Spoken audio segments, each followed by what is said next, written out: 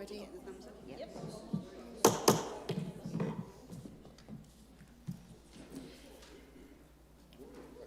Good evening, everyone. Welcome to the Council meeting for East Cambridgeshire District Council. We will start with agenda item 1, which is public question time. We will proceed with up to 15 minutes. Jane, do we have any questions? Thank you, Chair. Yes, we have two. Would you like me to read them out? Yeah.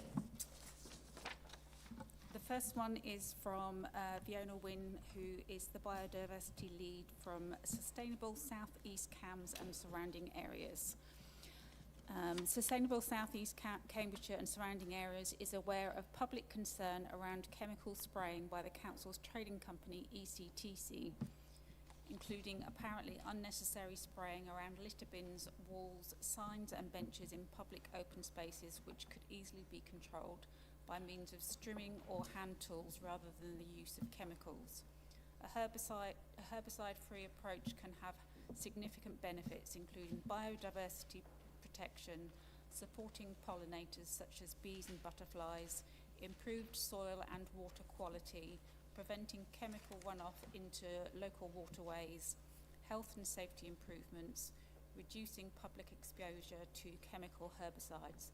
Could the council please confirm what policy it has in respect of plant spraying and where such a policy can be found by the public? 1, if there is no such formal policy, do you commit to preparing and publishing one no later than the end of 2026? 2, what precise chemical spray do you use and on what criteria has it been chosen? For example, cost, safety, environmental harm. 3, whether it commits to reviewing the spraying around bins, signs and benches to determine whether it is strictly necessary to do so, or whether alternative chemical-free methods would be more appropriate in such locations. And 4, whether it commits to consider discontinuing the use of herbicides across all council-owned sites, including parks, pathways, car parks and housing areas, in the same way that Cambridge City Council and many cities and countries have already done. Many thanks for your time and consideration towards becoming a chemical-free council. Thank you, Chair. Thank you, Jane. Councillor Bailey. Thank you, and thank you to Fiona for her question. So I want to provide some reassurance around the approach on the use of chemicals. In general, we do aim to keep areas safe, tidy and accessible, obviously, whilst balancing environmental considerations and the needs of the community. Herbicide weed control, where used, is applied in a targeted way rather than blanket treatment. And it's typically focused on areas where weeds could create maintenance or access issues, for example, around street furniture or hard surfaces and fence lines. We are mindful of concerns around the use of herbicides, and we always look to minimise their use wherever practical. Where treatments are necessary, approved products are used in accordance with guidance and application is carried out by trained staff.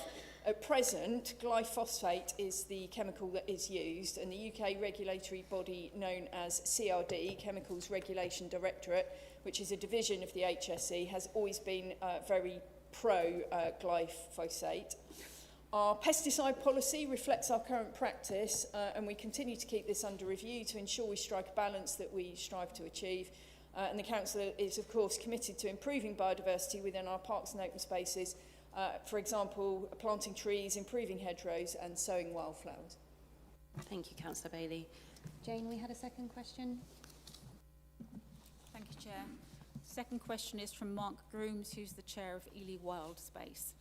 Ely Wild Space, EWS, is increasingly concerned about the lack of clear direction from East Cambridgeshire District Council regarding the current management and future development of Ely Country Park, including its proposed extension. EWS has played a leading role in shaping the country park since its inception, and our concerns relate specifically to the country and biodiversity aspects of the site, rather than the urban park elements such as the play area and the developing maze. We are particularly worried that some areas designated as country park may be considered for private development. In addition, land purchased by ECDC from the Environment Agency approximately 3 years ago does not appear to have been registered with the Land Registry. There also seems to be uncertainty regarding the precise boundary of the country park. As part of the accreditation process with Natural England, 2 essential criteria for country park status are clearly stated. Defined boundary. The site must have a clear mapped boundary, whether open or fenced, and public influence. Local people must have meaningful input into the management and development of the site. In light of these requirements, we ask the Council to establish a joint Ely Country Park Management Group, including representatives from the public, Ely Wild Space, landowners and other interested parties. This group would help ensure that the country park and any future extensions continues to be developed for the benefit of wildlife, the people of Ely and the wider area. Does the Council support a joint management group of this type being formed? And if so, can you please outline how the Council will take this forward? Given the forthcoming changes associated with local government reorganisation, we request that this group be formed within the next 6 weeks so that it can contribute to the LGR process in a timely and constructive manner. Thank you, Chair. Thank you, Jane. Councillor Bailey. Thank you, and thank you to Mark and Ely Wild Space for their question. And I won't go into what's going on with LGR today, which no doubt we'll talk briefly about later. I am proud of what we've achieved at the Country Park in Ely. Obviously, this endeavour didn't happen alone, and I want to thank all those involved. You know, it's been a long-term project and continues to be so. And I'm sure that they will continue to be involved in ensuring that space is available for residents and visitors to Ely. The Country Park has once again been awarded green flag status. That's the 11th time this has been achieved. It is a coveted status, and it's awarded to parks and open spaces which are free and open to everyone to enjoy, whilst meeting strict standards, offering excellent visitor facilities. The Country Park does in fact have a defined boundary, and there are 5 entranceway notice boards which provide a clear map of the Country Park area. The boards are located at the 5 key entranceways into the park to give the area a clearly defined identity, and to let landowners, residents and visitors know when they are within the Country Park boundary. And QR codes have recently been added to the Country Park signs, which do direct visitors to the safety information and a map on the council website. The timing of receiving the land for the Country Park extension is currently unknown. However, we are very much committed to working with a range of stakeholders to make sure that this land is used to benefit the residents and visitors in Ely. And no doubt there will be a range of offers from the landowners, etc., and the people working on it, including nature and biodiversity aspects.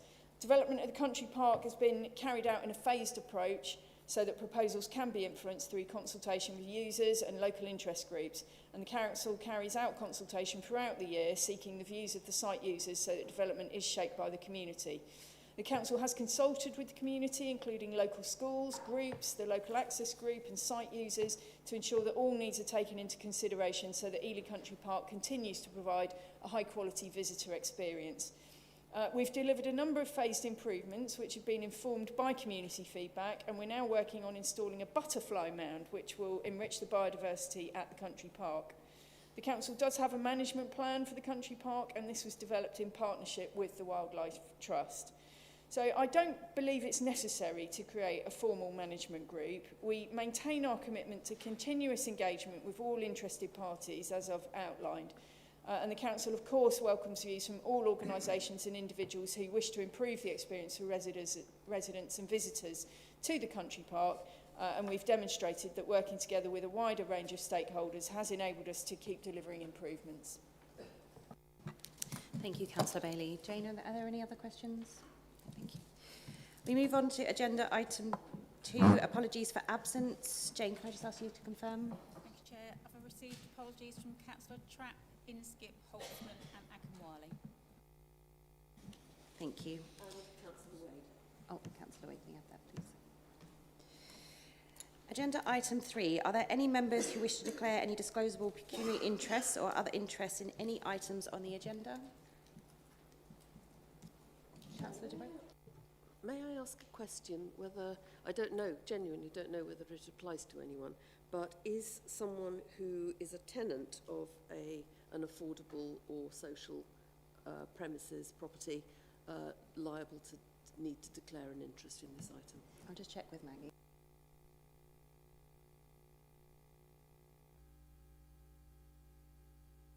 probably, just a personal interest.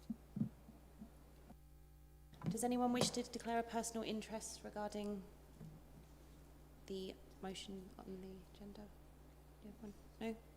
Thank you. Agenda item 4 is the minutes of the previous meeting held on the 21st of May 2026, which are included in the papers, and this includes the exempt minutes from the same meeting, which have also been circulated separately. May I take it that the 21st of May minutes are agreed as a correct record? Thank you. And now turning to the exempt minutes, may I also take that the 21st of May exempt minutes are also agreed as a correct record? Thank you. Agenda item 5, Chair's announcements. I just have the following announcements to share this evening. We are disappointed with the news that the government has delayed making a decision on local government reorganisation in Cambridgeshire and Peterborough. So much time has been spent putting these proposals together, and it is frustrating for our residents and for our employees that we still do not know the geographic footprints of the new unitaries. We are awaiting further information from the government. In the meantime, our focus remains on continuing to work collaboratively with all 7 councils, and we will engage positively in the next phase of planning, bringing our local knowledge and experience to help design a system that works for the residents across the area. Agenda item 6, petitions. We have received none. Agenda item 7, notice of motions under Procedure Rule 10. We have received 1 motion. May I have a proposer for this? And a seconder? Yeah, I'd like to second and reserve my right to speak. Thank you. There is an amendment, but we will move to the proposer to speak to the motion first. Councillor Denny. Thank you very much, Chair. Good evening, Council.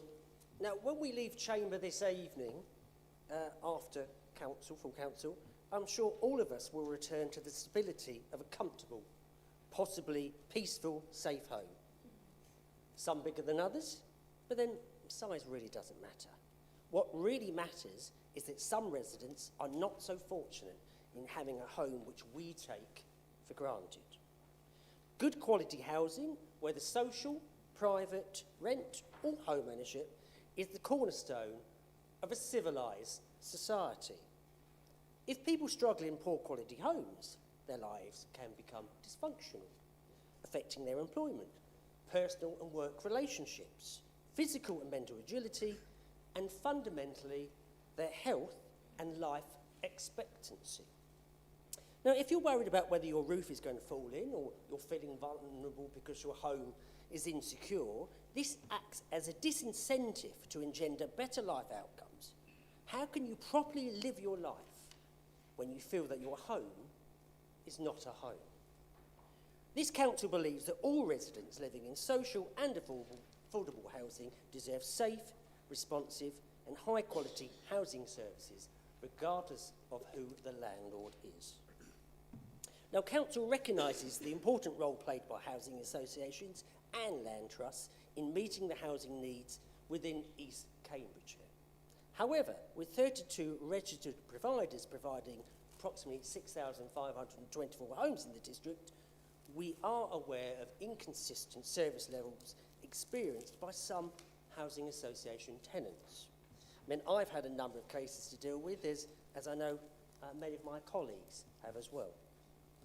Now, council resolves to improve transparency, accountability and outcomes for tenants across the district by working collaboratively with housing associations in order to devise criteria around an agreed framework, strengthening tenant engagement with the ultimate aim to raise standards where failings have been identified, and whilst at the same time committing to increase East Cambridgeshire's social housing capacity. Now, social housing tenants should not be consigned to second-class standards. They deserve better. This motion sets the foundations to build better lives, offers hope to residents who will feel more invested with their communities. Their dignity is part of this administration's DNA. Thank you, Councillor Denny. We move to the amendment, where I have Councillor Dupre to propose and Councillor Christine Whelan to second. Do you reserve your right? Yeah, I'll reserve my rights. Councillor Dupre. Thank you very much. I think I need to start by saying that this motion does identify a recognisable gap in accountability, and it's a good thing that that is recognised and addressed here tonight. It's important that we focus on the tenant experience and the visibility of performance, so it's good in that respect too.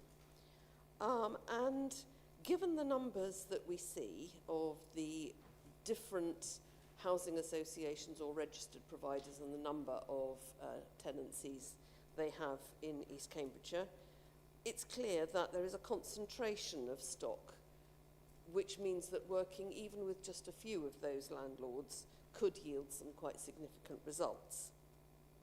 I have to say also, purely selfishly in the interests of my group, that for the first time this would mean that my group was not, if the proposals in the motion were implemented tonight, which I'm expecting them to be, this would be the first time that my group had not been frozen out of discussions between this authority and Sanctuary and other landlords about their performance and about what's going on in social and affordable housing. So purely from a selfish perspective on behalf of my group, it's also a good thing.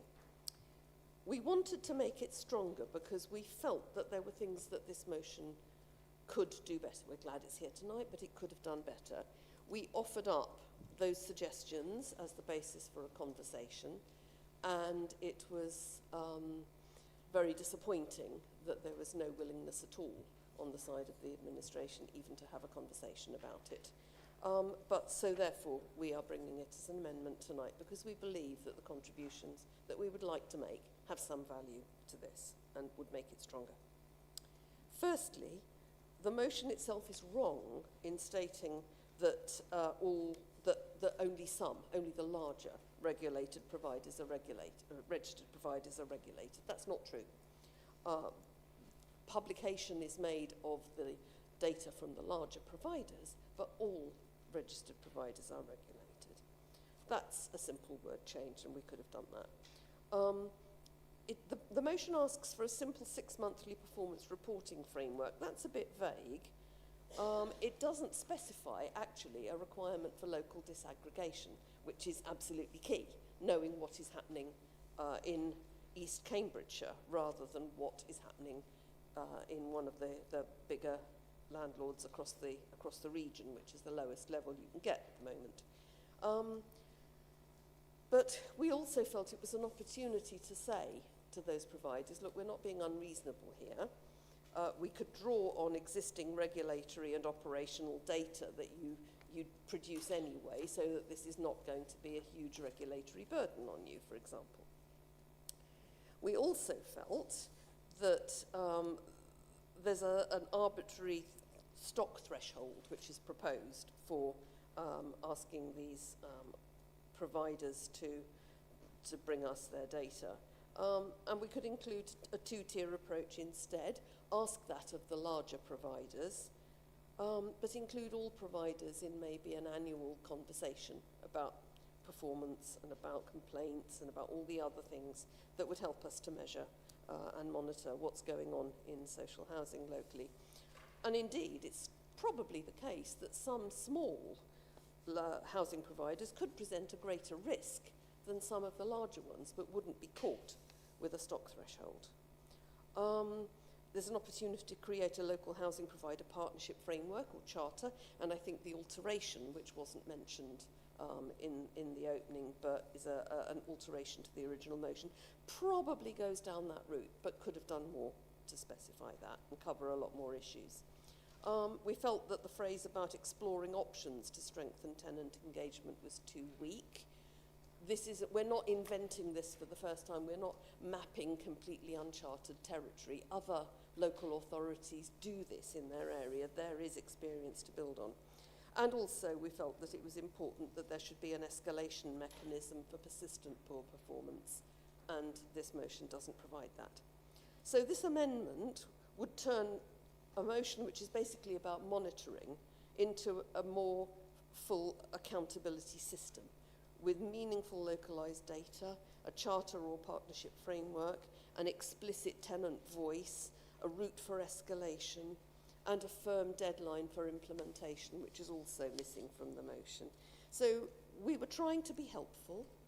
We still believe there is merit in what we have proposed here. I'm sorry it's going to be turned down because I think that it would have contributed to what this is trying to achieve, but I commend it to members anyway. Thank you, Councillor Dupre. Does anyone have anything to add? Councillor Vellacott? Thank you, Chair. I'll be very brief. I see where Councillor Dupre is coming from. I think it's coming from the right place. The issue is that this council isn't a regulator in itself. So we ask too much of the providers, we risk putting them off. And what the amendment is calling for is quite an enormous amount of officer work. So we'd be spending a lot of money, and with that expense, possibly we then approach providers and they say, oh, you know, this looks big and scary, we don't want to do it. I think in particular the clause that says about calling them before committee, I don't think that's our role to do particularly. We'd be requiring them info that we don't know they will share. I think a collaborative approach is really important to that, so we approach them and say, look, what is available, what can we do with that?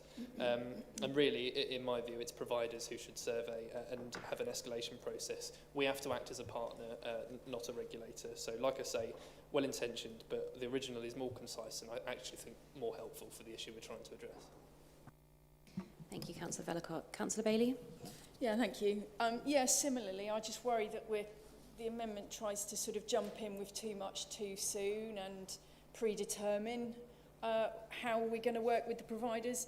Obviously, we've got no regulatory or statutory powers over social housing providers, so the success of this piece of work or otherwise absolutely relies on getting their cooperation and commitment to what we're trying to do. So I think we very much need to work with them and not be dictatorial from the outset.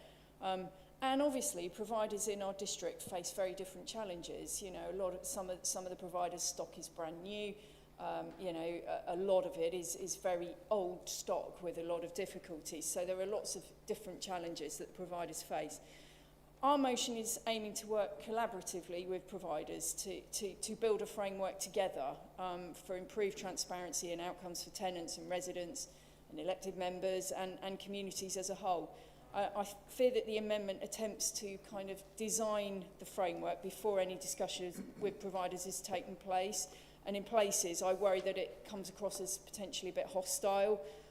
You know, getting senior staff in front of a public committee meeting was not our intention. Our intention was, because I just don't think that that's helpful or that they will want to come and attend if it, you know, if that is dealing with difficult material in a public domain. So that does worry me.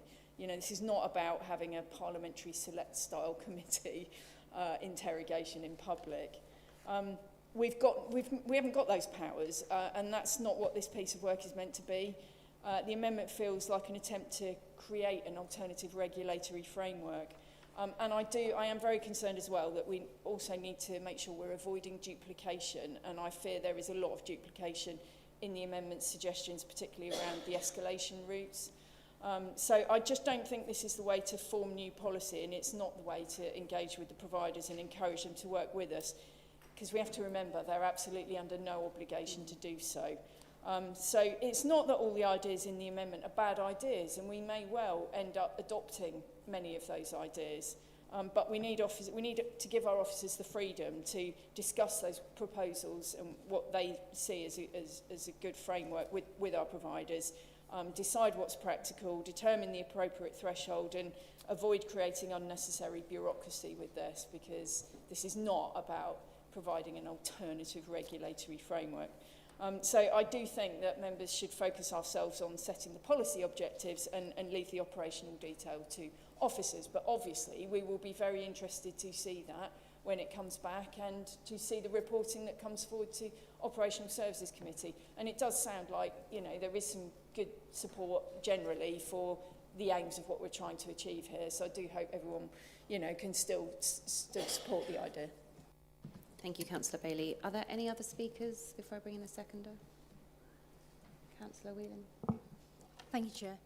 I'm pleased to support this amendment. The original motion established an important and reasonable principle that every resident living in social or affordable housing should receive a safe, responsive and high-quality service, irrespective of which organisation that owns their home.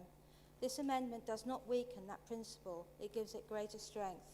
Across East Cambridgeshire, there are 32 registered providers that are responsible for more than 6,500 homes.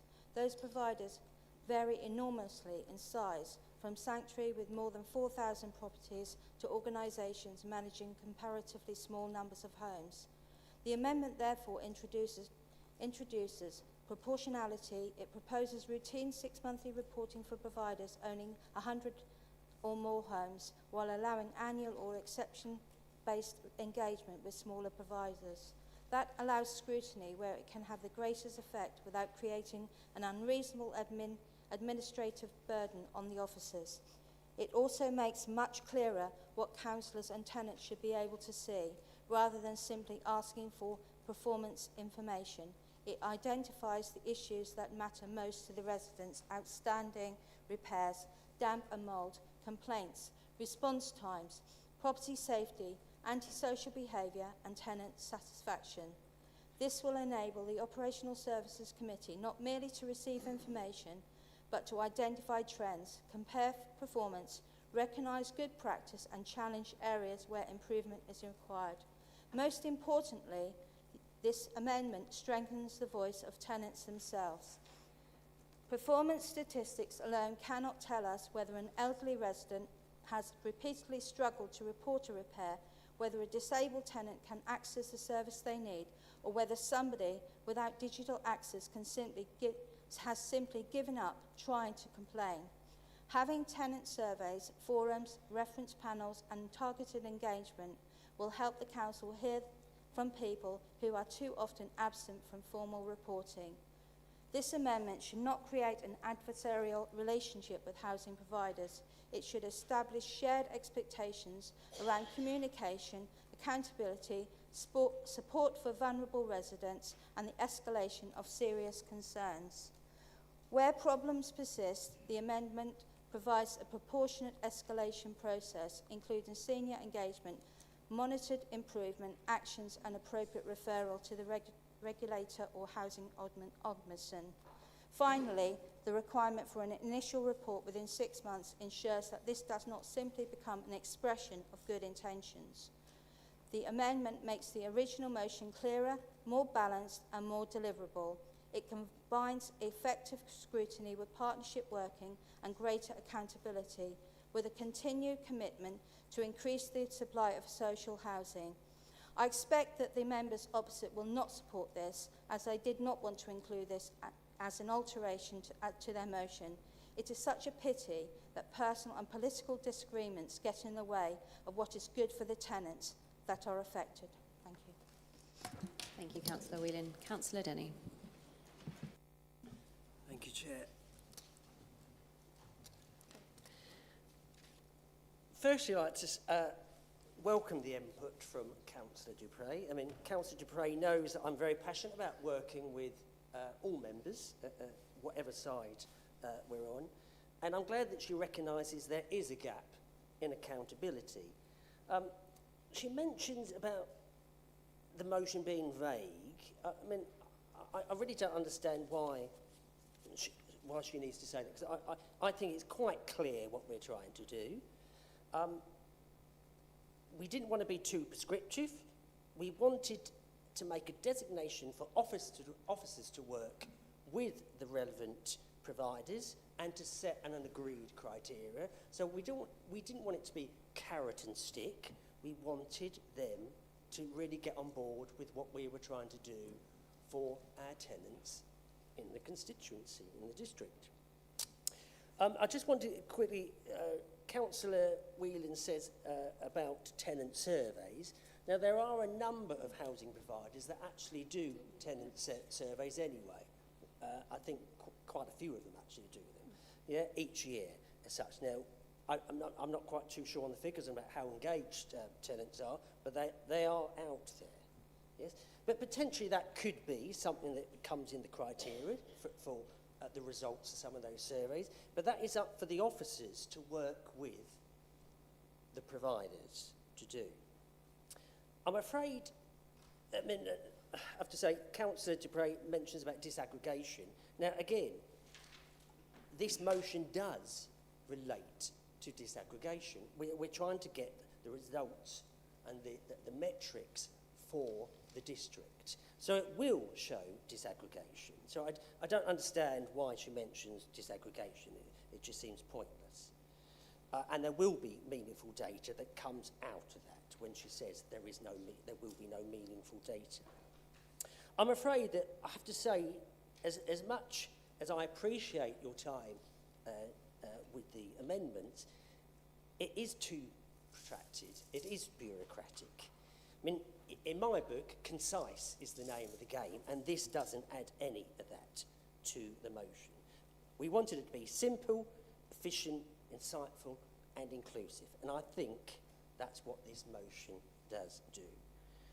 So I'm afraid I can't support that amendment. Thank you, Councillor Denny. We now move to the vote.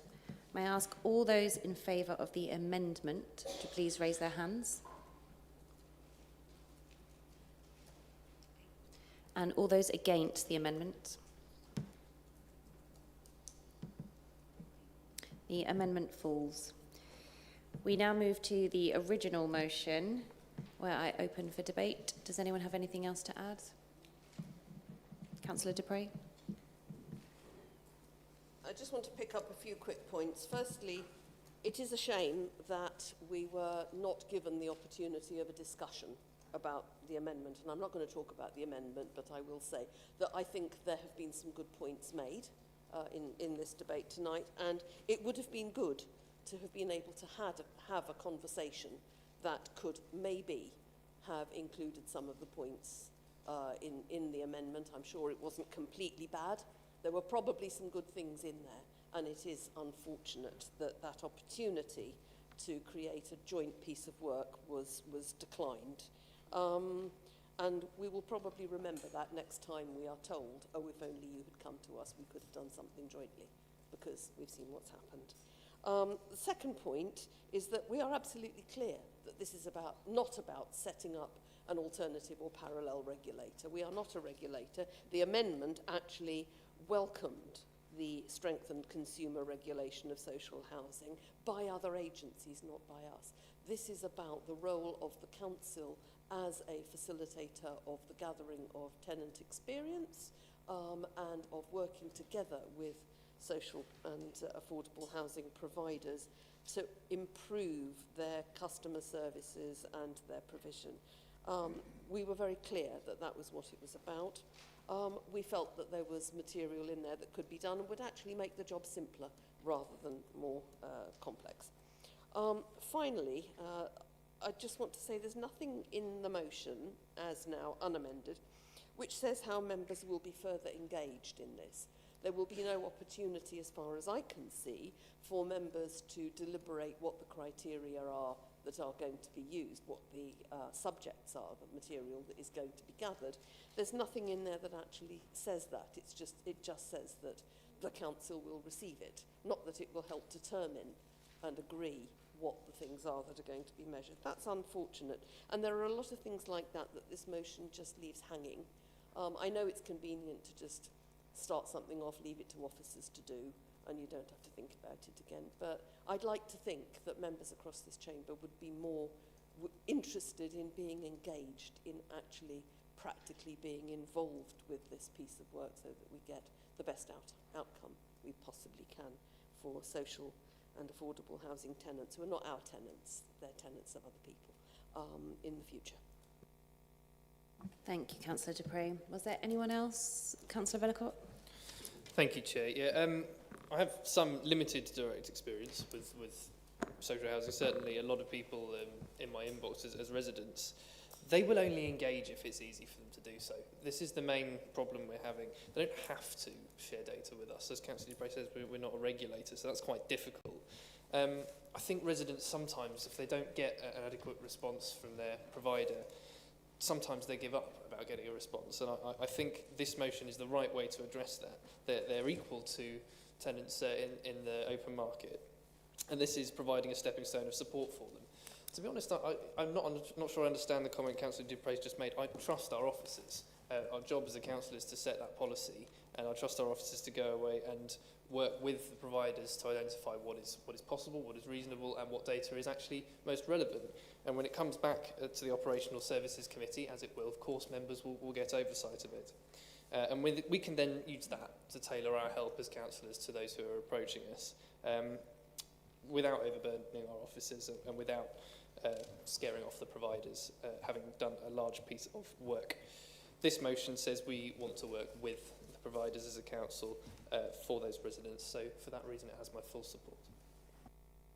Thank you, Councillor Vellacott. Was there anyone else there? Councillor Bailey? Yeah, just not much to add really, just briefly, just to try and provide some reassurance, I suppose. You know, we didn't bring this motion to have it sit languishing doing nothing. We did it because we want to get improved outcomes for residents that live in social housing provision across the district, and we want better transparency and understanding of that. And I think at the moment it's not easy to get hold of that information, and that's what we're trying to get to the bottom of here, because, you know, naturally we are at the end of the line. You know, we are the people that people come to when they're having problems. So, you know, we get to hear the bad stuff, but there is an awful lot of good work going on out there as well. So I just want to reassure members that this is the start of this piece of work. It's not the end of it. And what we've asked officers to do is to go away and come back with something that they think is workable and that providers are going to sign up to and work with us on. And this has to be a collaboration, otherwise it won't go anywhere at all, because, you know, if we be over-demanding or overbearing or, you know, over-scrupulous, then we're not going to get the cooperation of the providers, and this totally relies on that to happen. So we are in a partnership with them. And so let's see where we get to with this. And I no doubt that members of Operational Services Committee, when they get the first report, will have things to say about it. And I hope that we'll all welcome that and, you know, work towards the outcomes, which it sounds like we're all absolutely agreed on. Thank you, Councillor Bailey. Councillor Denny. I'll be quick. I haven't really got much more to add, and thanks to my colleagues for their input on this. Now, we did know that something needs to be done to improve the social housing quality of service for some of our residents. I mean, sadly, talking to some of our residents, basically, our very own MP, Charlotte Kane, has had no material effect on improving tenants' experiences. I mean, she may have closed over 17,000 cases in the last couple of years, but it's not the quantity that counts, as she will well know, it's the quality. Councillor Point Kane. of order, Chair. Is this talking to the motion or is this an attack on me personally? 1 second.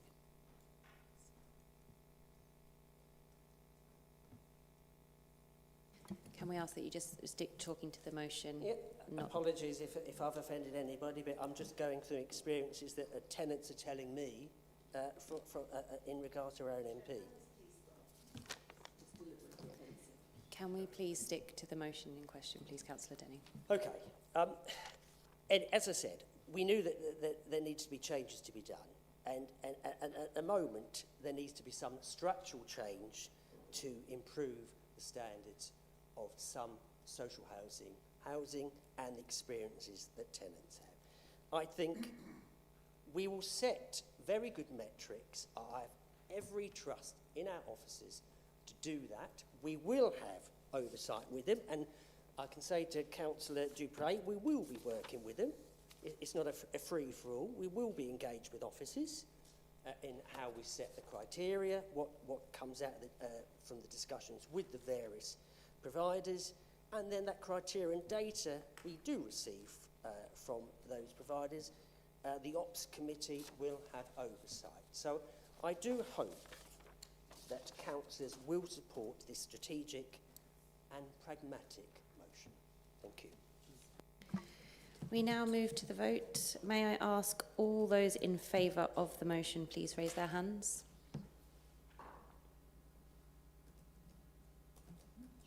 And that is unanimous. That motion is carried. We move to agenda item 8, which is questions from members, but we have received none. Agenda item 9 is asking for the Council to approve the Treasury Operations Annual Performance Review 2025 to 26 from the Finance and Assets Committee on the 25th of June 26 as set out in the agenda. May I have a proposer? Yes, happy to propose, Chair. Thank you, Councillor Sharp. And a seconder? Do you reserve your right? Thank you. Councillor Sharp, do you have a few words to say? Yes, just very briefly. I'd like to recommend this proposal to Council in terms of the contents of the annual review of the Council's Treasury operations during 25-26, which is in Appendix 1 within the papers. This was unanimously approved at Finance and Assets Committee. And in closing, I'd like to offer my thanks to Jude Anthony, the Section 151 officer, and his team for the work that they do on the Treasury management of the Council. But happy to recommend this to Council. Thank you, Councillor Sharp. Does anyone have anything to add? Councillor Goldsack, did you have anything to add? Just a couple of lines, if I can, Chair. This report projects a well-run, prudent and financially in control Council. On page 44, a third of the way down in bold, it says this Council has no external debt. No wonder we're the jewel in the crown of Cambridgeshire in terms of financial performance and everything to do with LGR that comes with it. On behalf of all the members in the room, I would also like to add my thanks to Jude and everybody involved in preparing what is an excellent report and an excellent follow. Thank you. Thank you. Councillor Sharp, do you have anything else to add? No, nothing to add. We move to the vote. May I ask all those in favour, please raise their hands. Sorry. Apologies. That is unanimous. Agenda item 10, the corporate plan, is asking for the Council to approve the updated action plan for 26 to 27 to support the implementation of the 23 to 27 corporate plan. May I ask for a proposer? I'd like to propose, Chair. Thank you. And do you have a seconder? Happy to second, Chair. Do you reserve your right? I reserve my right. I now ask the Chief Executive to present the report. Thank you, Chair. As with previous years, the report provides progress on the actions of last year, sets out the ones that will be carried forward into next year, and this is all set out in the Appendix 1, which is the proposed actions for the forthcoming year. Thank you, Chair. Thank you. Councillor Bailey. Thank you very much. And I'm delighted to note some of the achievements of the Council over the last year and to recommend new items for the Council's corporate plan. The most notable achievement, of course, was in freezing our part of council tax bills for the 13th consecutive year. We are the only principal authority in the country to have such a record. We've done it not by cutting services, quite the opposite. We've done it with careful financial management and through the good offices of new forms of income into the council through the trading companies and such like. Obviously, it takes a lot of hard work. It takes a lot of constant attention to budgets across the council and delivering the support to the medium-term financial strategy through the hard work of East Cambs Trading Company in particular. And I want to thank all officers across the council and the trading companies for continuing this outstanding record of achievement for our residents. And I want to also thank the staff from East Cambs Street Scene this year particularly, and those here at the council who stepped up as well and stepped in when necessary for all their hard work in rolling out the new waste service. Take up by residents of the weekly food waste collections has been exceptionally high, which is a great thing. It's great for our recycling rate, but of course, ultimately, it's great for the environment. And I'm pleased that this council continues to provide a free garden waste service and uniquely in our county to offer additional free garden and blue recycling bins, which I think will only help our recycling rate further. And we talk about our recycling rate in the corporate plan. Our wonderful new Lakeview Bereavement Centre is due to open in the late summer, and I hope that those that were able to and have been able to visit the site agree what a fantastic facility it's going to be, not just for the bereaved, but as a wider community asset. It will also contribute to the healthy financial position of this council, and we are working very hard to try to secure funding for photovoltaic panels at Lakeview so that we can generate our own electricity on site. We've made new funding available this year for inclusive play and open spaces. Thank you for that very collaborative piece of work across the council. And of course for parish councils that are wanting to develop their own neighbourhood plan after the government pulled funding for neighbourhood plan development. And we've also made good progress in delivering new affordable homes. We've delivered more 100k homes, modest numbers, but we are doing it. We're a small council. And they are available for local people buying their first home. And I was very proud to be involved in meeting some of the people who really just couldn't believe that it was actually happening. They were so excited. And there are 6 more coming in 2026-27, and we continue to do what we can to deliver more of those. We continue to support Haddenham Community Land Trust, who've got exciting plans to expand with a second phase at Ovens Rise. And of course we've got the new 27 homes at Arbour Square in Ely, which are nearing completion and are all being delivered as affordable homes. So we massively over-delivered on our promise there to try and get more than policy compliant levels. Every single one of the 27 new homes at Arbour Square, you know, in very amazing location in Ely, are going to be affordable. We've been approached about a very exciting new project to try and develop an open-air theatre in Ely, and we're committed to playing our part in making that happen. So we've included it in early stages, but we've included that in our corporate plan to try and facilitate the delivery of that. And as a result of our motion here this evening, we've just been talking about it, we've included a new item to encourage social housing providers to improve maintenance standards for tenants and communities. You know, I think we're going to probably talk briefly about LGR, but, you know, I do think there are some special things about East Cambridgeshire that we do differently, and we do, you know, they are quite unique and innovative, and I really hope that other councils and other organisations that we're going to work with in the future will think about those and consider adopting what's really great about East Cambridgeshire. And I do hope that all members will take the opportunity to celebrate the successes of the council here this evening and to support the corporate plan for the next year. Thank you, Councillor Bailey. Does anyone else wish to speak? Councillor Dupre. Thank you. I read this plan, as I always do, with great interest, looking just as much for the things that it omits as the things that it includes, having been caught out by that famously, of course, over the disappearance of the crematorium when convenient to do so. I'm going to start by talking about the things that I agree with in this, because I like to find the positive. Clearly, it's very important to prioritise the financial sustainability of the new council, whatever it is that we are going to move into. Financial sustainability is unlikely, more unlikely in some of the options that the government has considered than in others. Clearly, it's good to be ambitious for recycling. Clearly, it's good to be thinking about nature improvements, carbon emissions, climate adaptation. I think we may have some questions about the way in which that is implemented, and particularly the top 20 approach to all those things, but that's for another time. Agricultural reservoirs, well, if we've learned nothing in the last few weeks, it's, you know, we should have learned about the importance of water. There's a lot of work being done on that nationally and regionally.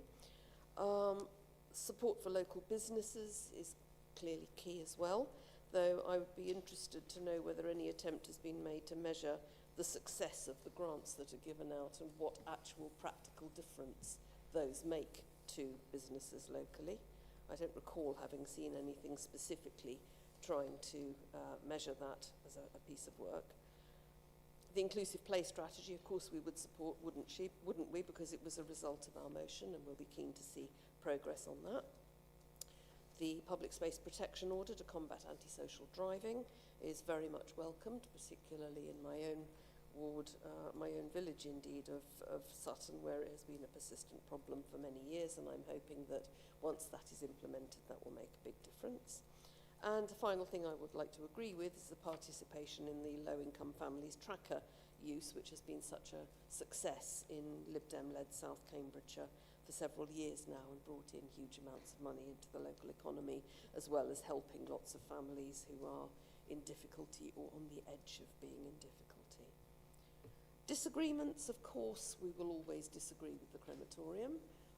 I personally have said to my partner that I need to make a codicil or whatever it's called to my will to say that under no circumstance is my dead body to cross that threshold. But there are other things that are, it's literally I wouldn't be seen dead. There are other things about which I think we're not sure. The town and city centres and improving their look, it depends how that's done, doesn't it? I find I've been contacted by a lot of people who are less than impressed with the enormous screens that either work or don't work around the place. I'm not sure that's the approach. So it depends what's going to be done there.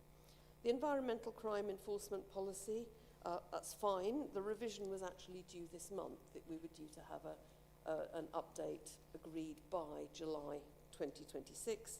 So it's late, and it's not on the forward work plan of either of the policy committees, which is interesting. The travel improvements work is largely in the hands of the combined authority. There's fairly little that we actually, in practical terms, commit to that. Community land trusts, some are doing good work, others, I have to say, are more variable. The amphitheatre in Ely.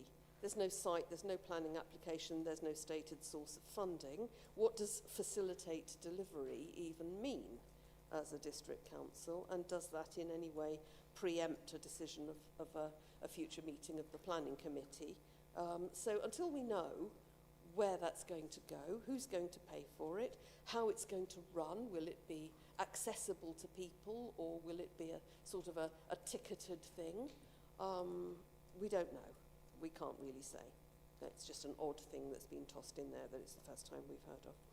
Housing providers, we've just had that debate. I would argue that we would need to do more than just encourage. We can't regulate. We're not regulators, we know that. You have But I 30 think we can seconds. do more than encourage.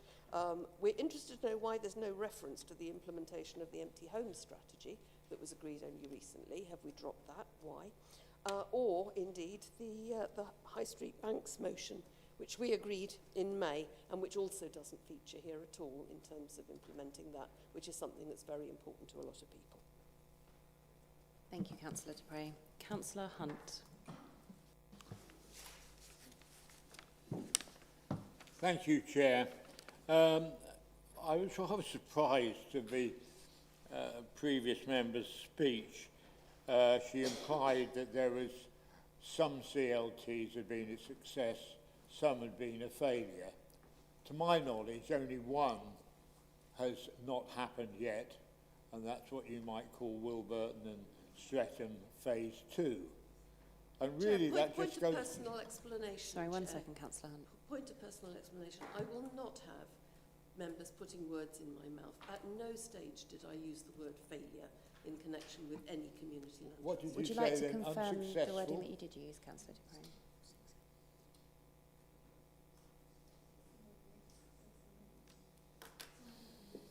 Yes, it was. I said was more variable. Okay. I did not at any stage say unsuccessful or anything like that. I will or note that. failure. Councillor Hunt. I accept a slight change in the wording, and of course, Councillor Dupre is absolutely right, and I do apologise humbly. Wilburton didn't happen, hasn't happened yet, and that's despite the attempts of the Liberal Democrats to kibosh it. There's been an enormous success in CLTs, it will continue, and in fact it's going ahead another one in Hadnam. And the only reason that it hasn't been 100% success is because the activities of the party opposite have done everything they can to stop the Wilburton one. That was one point. The other point is, and I think I'm in the right section, asking the Chief Executive. I've been absolutely in awe of the efficiency and the information I've been getting about the bins.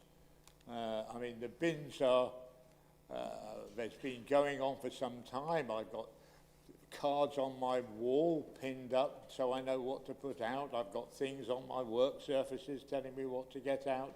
I'm getting equipment. I haven't paid anything for anything, and I'm getting a more efficient, more substantial service. And I really think the guys who've been behind all this need a huge vote of thanks. And what I would really like to ask a question of the Chief Executive is, have we got any figures yet about our recycling rates? Because I rather imagine they've got improved considerably with the introduction of the new bins. So if I can't be answered now, could I be answered in the future? Thank you, Chair. Thank you, Councillor Hunt. Councillor Goldsack. Thank you, Chair.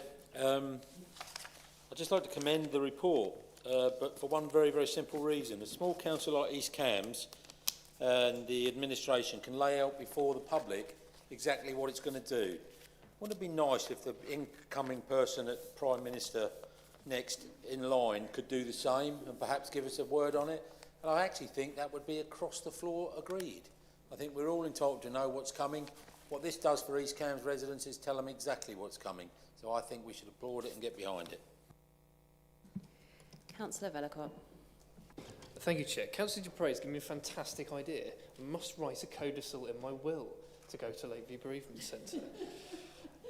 So this is obviously our last sort of normal year as a council. So I want to say, as others have, an enormous thank you to officers. Obviously, it's our vision that residents voted for, but it is done on the ground by the experts who work in this building. So thank you so much indeed. As Councillor Hunt has said, we've had a great new waste service. In the first week, over 90% take-up in food waste service. And I think that's testament to the residents of East Cambridgeshire, but also to the communications from this council. We've been really proud of that at Operational Services. I want to use this opportunity as well to give a little bit of a shout out to our Communities and Partnerships team.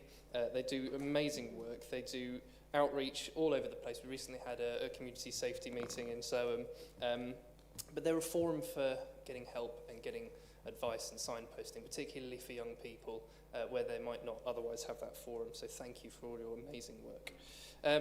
Obviously, as I say every year, the fact that we've got 13 years of frozen council tax, no debt, free parking, and all of this that's in the document is possible because we don't try and do too much. We don't try and sort of spend every penny we have. It's a cultural thing, and I'm really hoping that that gets continued in LGR. I'm not going to speak on the next item, so I want to just say how disgusted I am with the government delaying our decision, and I think we need stability for the people in Cambridgeshire and Peterborough, and it's not acceptable to do that for anyone.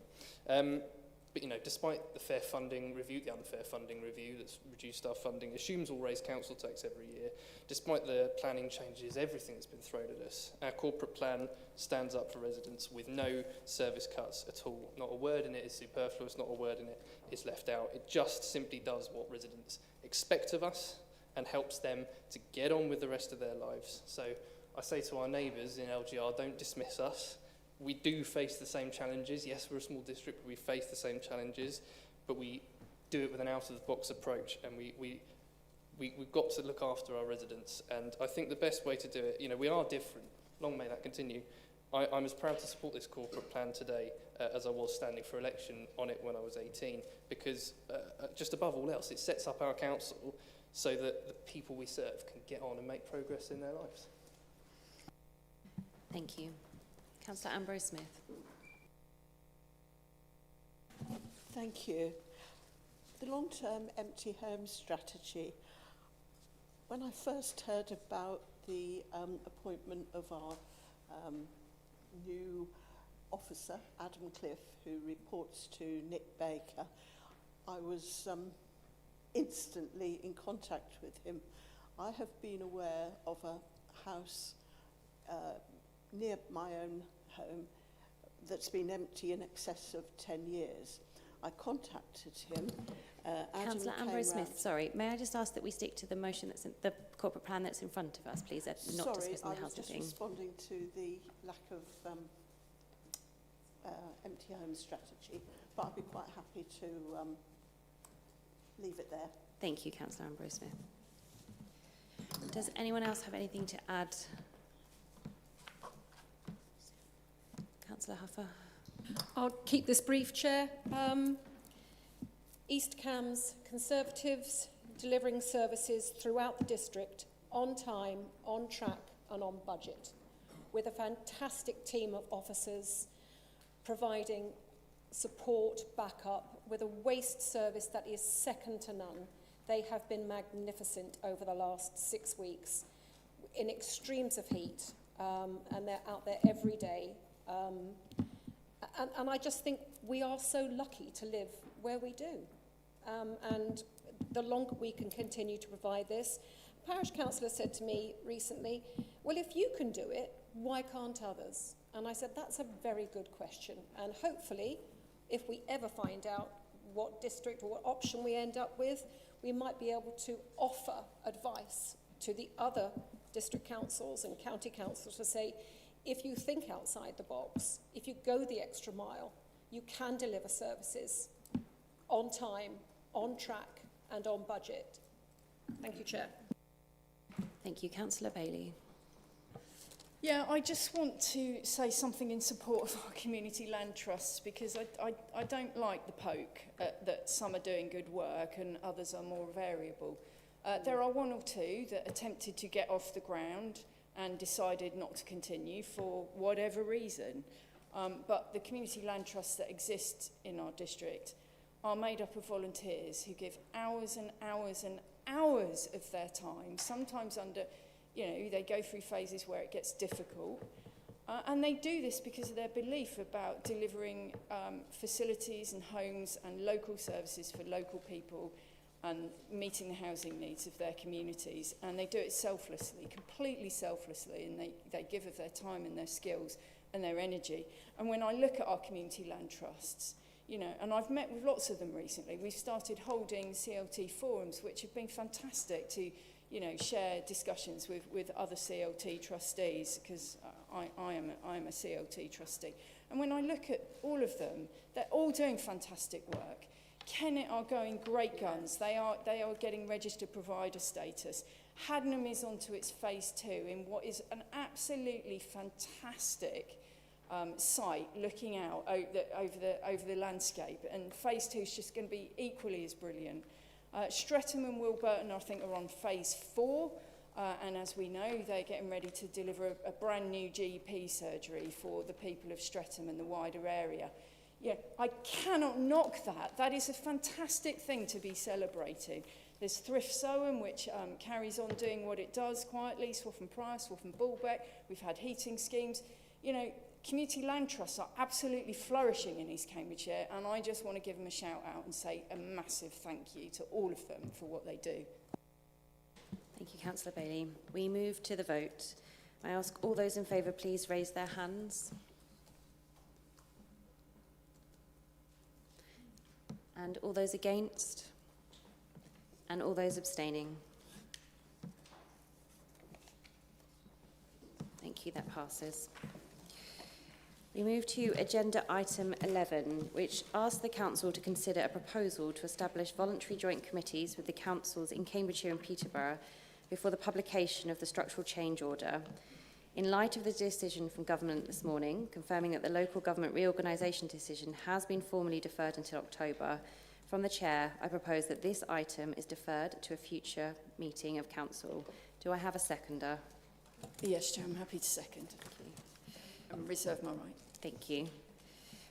Other than just my disappointment, I have nothing else to add. Does anyone else wish to speak on this? Councillor Dupre.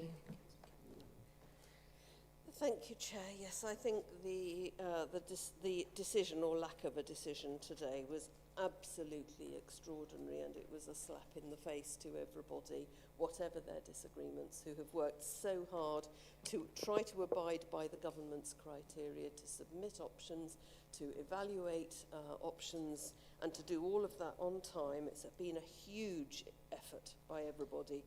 And then just to see the government come back and in a number of cases across the country just simply say, well, we said those were our criteria, but, you know, here are new ones. And today the one we heard time and time again was contributing to growth. Well, that wasn't front and centre of the criteria that I saw. And I think if those are the criteria, then we need to think again about what we're going to do. I have to say that I thought that this motion, this proposal here tonight, was premature even before today's announcement. And clearly it's even more premature now, and I welcome the proposal to defer it. The boundaries will not be known until at least October. The county council, all councils in Cambridgeshire and Peterborough have to consider and approve this. That's how it works, because it's shared terms of reference, shared membership structures and so on. We all have to agree this and end up in the same place.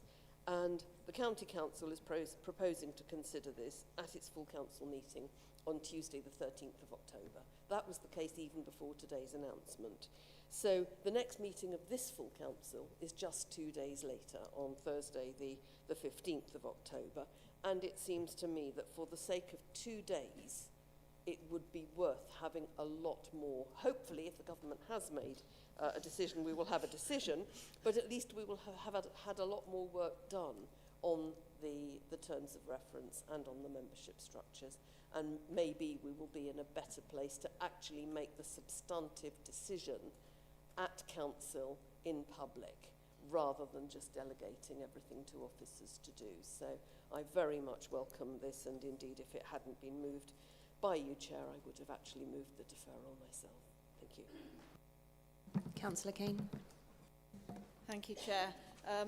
I was in Parliament today when the Minister made his announcement, or rather his non-announcement, and I was very angry because, as Councillor Dupre has said, everybody, absolutely everybody, from parish councils to all the residents who've joined in the consultation, to all councillors, everybody has worked really hard on this to try and come up with options that meet the criteria set down by government. We then started hearing rumours that they were going for an option that didn't meet their criteria, and then they tell us that they're not going to make a decision until October. I specifically asked the Minister and got no answer at all. What were the plans over the coming months for consulting with local leaders, local people, about what the decision is going to be? He gave absolutely no answer. And actually, Steve Barclay MP had asked a similar question earlier, and he got no answer too. So not only don't they know what they're going to do, they haven't even planned how they're going to work with us locally to come up with what they're going to do. I find that utterly, utterly shocking and shambolic. It's their scheme. They should have planned for it. They've had months to come back and talk to people about Cambridgeshire and Peterborough. Months and months. Why didn't they do that? Why did they suddenly decide today that they're not able to make a decision? The other thing that really worried me, because obviously this has a huge impact, particularly on the staff of all these councils, who don't yet know what authority they're likely to be working for. But it has particularly an impact on those staff who have got to organise the elections in May. He wouldn't commit to those elections, the Minister, but he did say he intended for them to go ahead. And I know that from across the House of Parliament, he will be pushed, well, his successor will be pushed on that, because we do not want cancelled elections. But it's really tough. He said there's plenty of time. There may be quite a lot of time between now and May, but actually that's not when the preparation starts for local elections. There's notifications have to go out, nomination forms have to be printed. They don't know what council it's for. They don't know what wards it's for. They don't know how many councillors they're going to be running elections for. It is quite outrageous, and he wouldn't commit to giving any extra resources to our councils to manage that problem. I think it is utterly shameful how the Labour government has gone about this. It should have been, they've done it top down and really badly. It should have been coming from the grassroots. They should have said, this is our idea. We think it would be more efficient, more effective to have unitary councils. People of Cambridgeshire and Peterborough and the other parts of the country, what do you think of this? And if you agree, what do you think your unitary should look like? Instead, they've tried to do it all top down, and they haven't even been able to do that. It is undemocratic, it's shocking, it's utterly incompetent, and I will continue pushing the Minister to actually engage with local people over the next few months when the new Minister's in place, so that we know that we have had an input into the decision. Thank you, Councillor Kane. Anybody else? Councillor Bailey? Yeah, thank you. And I want to thank Councillor Kane and all the Cambridgeshire MPs who stood up one after the other and asked, interrogating questions. Honestly, I mean, so all the leaders across the geography had our meeting at 11 o'clock this morning, and I was just on the floor. I just couldn't believe it. You know, I was prepared for all sorts of things, but I honestly wasn't prepared for that. And I am actually disgusted, and I don't think this is, what really got to me was that there was no reason whatsoever given. There's no reason, and we all know, what was going on last week online on social media, and I suspect that is what is behind all of this. As Councillor Kane said, all councils across the county have worked so hard, so fast, at pace, and really well together to get the proposals together, even though they're different ones, and to now leave councils just hanging in limbo, completely in limbo, while they swan off on the recess, on their holidays, probably not to return to that post. Honestly, I think it's so disrespectful to all the councils and the hard work that's gone into this process so far. We stuck to the government's timeframes, and now they've just done this to us. The worst of it is that they are still expecting us to deliver to the original timescale of this reorganisation. And all that this delay does is just reduces the time that's left available. It just increases the pressure, it increases the risk. We're trying to deliver a successful and a safe transition, and this just puts a massive hole of uncertainty in all of that. And as I say, they're swanning off on their summer recess. We will continue here, as we always do, and I know all the councils will across Cambridgeshire and Peterborough, to carry on delivering our services calmly for our residents and doing the best we possibly can to salvage this and do whatever it is the government decides is going to be done to us, because that is what is happening here. I was horrified. I went on the radio earlier at 5:15, and if people want to listen back, there was a little package before I went on where the BBC was reporting on a conversation that they'd had with Andrew Pakes MP from the Peterborough area, where they were reporting that he had, it appears to me that Labour MPs had some sort of briefing with ministers this evening, and he was reporting that apparently none of the options were right for Peterborough. That's not what we've been hearing from the Peterborough MPs all this time. None of the options were right for Peterborough, and that we could expect a whole new option to be put in front of us. That will have to be consulted on. That will put another hole in the timetable. I am absolutely disgusted, but I want to reassure residents and staff, that we will keep them as informed as we possibly can, and as we are. And I know Councillor Kane will give us information as she gets it as well. And we have a meeting next week, early next week, leaders of all the constituent councils, and I do believe that we've got MHCLG coming early to that meeting, I think is the intention. So I hope that we get some answers. They've had our proposals across Cambridgeshire and Peterborough for 8 months. They've not come to us during that time to ask for more information or clarification. They've had all the time to ask for the questions. Now they're apparently seeking more information. It is beyond frustrating, it really is. But this is the right thing to do, given all the circumstances, so do it we must. Thank you, Councillor Bailey. I think Councillor Dupre, Kane and Bailey have summed up pretty much how we're all very much feeling. We move to the vote. Can I ask all those in favour, please raise their hands. That is unanimous. We move to agenda item 12, the Cambridgeshire and Peterborough Combined Authority Update Report. This is just for noting. Does anyone have any questions for the representatives on these committees? No. With that, I'd like to thank you all for joining. It is now 7:15 and we bring the meeting to a close. Thank you.